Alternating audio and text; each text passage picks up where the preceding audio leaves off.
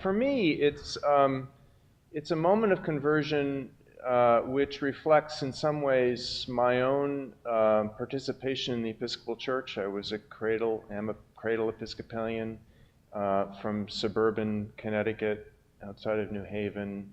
I had a priest who was kind of associated with that parish, St. Peter's in Cheshire, who said that his family was always Episcopalian because it was the one church that didn't interfere with one's politics or one's religion. and we're not there anymore. We've converted like Jesus in that passage from Matthew.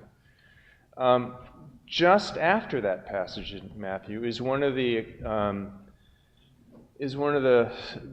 accounts of the feeding of the multitudes. And Jesus encounters the crowds who are hungry. They've been following Jesus for a long time. It's late in the day.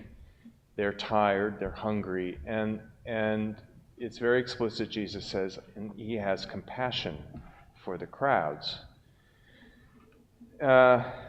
You may know this, but the Greek word for that compassion is splangissimi, which is from the same word, the word from which we get the word spleen. Jesus feels in his guts. Compassion is an incarnate word. It moves one physically. It's not an intellectual exercise.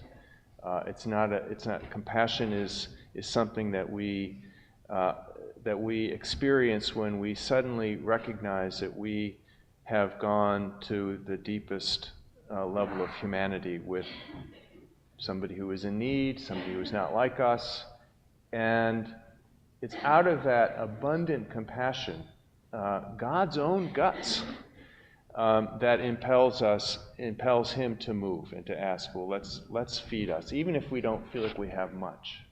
And the miracle happens, however you explain it or not explain it. But it's that sense of compassion that moves Jesus. And if we believe in the Episcopal Church, we have this very high ecclesiology, which means that we believe that this church is not just a town meeting with hymns or a PTA meeting with hymns, but that we are actually the body of Christ, and that we are God's hands and feet in the world. Then we expose ourselves to that splangissimi, that gut-wrenching feeling of sadness and compassion and care for others. And that impels us. That impels us to go beyond this religion that's not going to interfere with our spirituality or our politics into another sphere.